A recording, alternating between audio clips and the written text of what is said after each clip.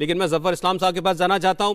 देखिए, चुनावी मौका है, छोटा मुद्दा हो या बड़ा मुद्दा हो जफर साहब, असदुद्दीन ओवैसी समेत तमाम लोग इसको उठाएंगे और वो ये कह रहे हैं कि यही मोहब्बत है पसमानदा मुसलमानों से प्रधानमंत्री नरेंद्र मोदी की, जिनके बीच जाने का मंत्र उन्होंने राष्ट्रीय कार्यकारिणी में दिया था हैदराबाद से। अब उन्हीं को सबसे बैकवर्ड भी मानते हैं, लेकिन उन्हीं को दलित होने का, कन्वर्ट होने के बावजूद आरक्षण का लाभ नहीं देना चाहते। देखिए, जहां तक असाउद्दीन साहब का सवाल है, वो सभी लोग जानते हैं कि मुस्लिम समाज को लेकर वो राजनीति करते हैं, इसलिए कि उनकी कोई और समाज में पकड़ भी नहीं है और अब मुस्लिम समाज से भी उनकी पकड़ खत्म हो चुकी है। इन्होंने लोगों को गुमराह किया, मुस्लिम समाज को कटघरे में खड़ा किया, मुस्लिम समाज को इस्तेमाल करके अपने राजनीतिक रोटियां सेकते रहे। लेकिन समय बदल गया है। मुस्लिम समाज समझता है कि अगर ये सरकार जो मोदी जी की सरकार है, उसकी वेलफेयर स्कीम को देखिए, पहले की सरकारों के वेलफेयर के स्कीम को देखिए, तब आपको अंदाजा हो जाएगा कि कोई भेदभाव नहीं, कोई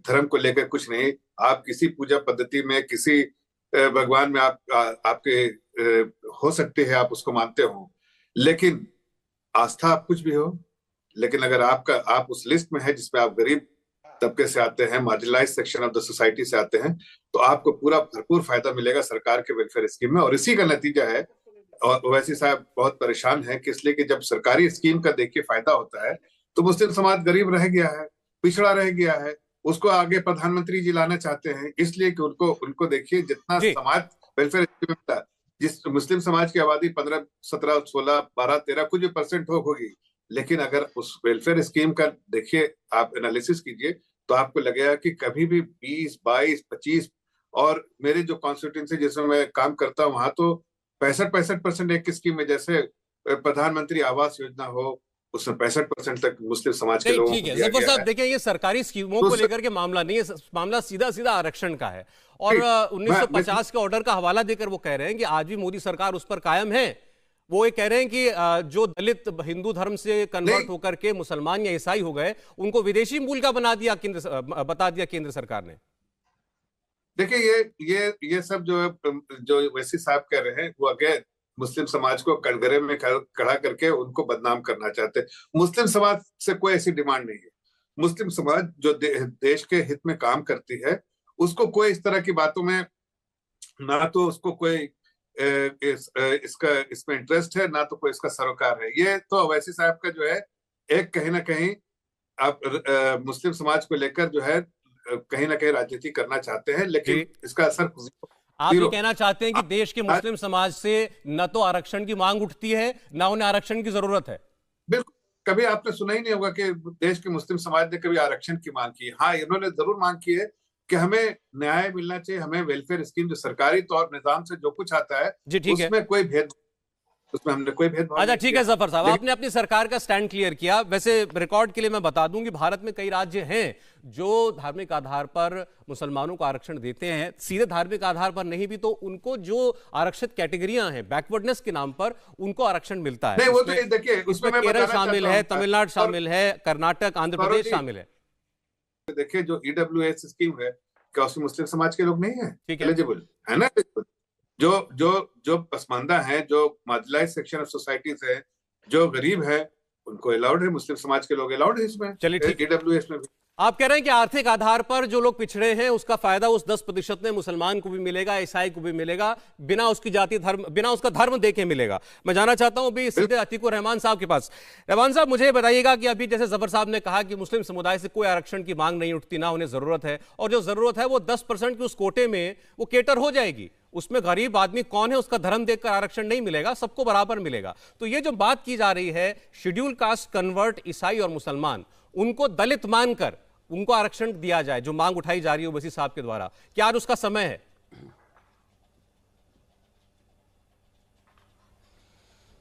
तो फिर मैं जानना चाहूंगा जफर साहब से कि कौन से ऑर्गेनाइजेशन से आपने राब्ता किया, कितने ऑर्गेनाइजेशंस ने आपको कहा, किस किस मुसलमान ने आपको आकर बताया, क्या है आपके पास डेटा जिससे आप ये बात साबित कर रहे हैं कि मुसलमान रिजर्वेशन चाहते नहीं? अवश्य मैं भी इस फेवर में नहीं हूं कि मुसलमान रिजर्वेशन की बैसाखी के सहारे सरकारों पे भरोसा करें। साचर कमेटी की रिपोर्ट ना इंप्लीमेंट करके तमाम सरकारों ने इस चीज का आभास हमको करा दिया था कि रिजर्वेशन की बैसाखी के सहारे मुसलमान तरक्की नहीं कर पाएंगे। Saurabh ji, point number 1।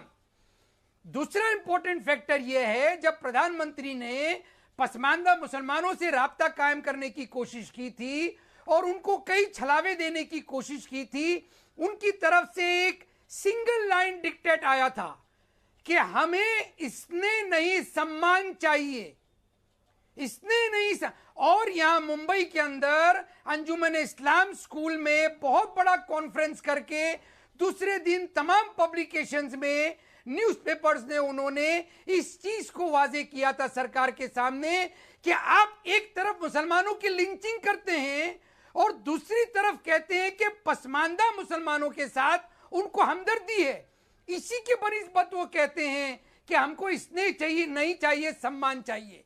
तीसरा इंपॉर्टेंट फैक्टर यहां पर सौरभ जी, चाहे वो पसमानदा मुसलमान हो, चाहे आप ये छलावा पेश करें मुसलमानों के सामने कि मुसलमानों में तो कोई भेदभाव नहीं है, कोई जाति प्रथा नहीं है, कोई डिवीजन नहीं है, तो उनको रिजर्वेशन क्यों चाहिए?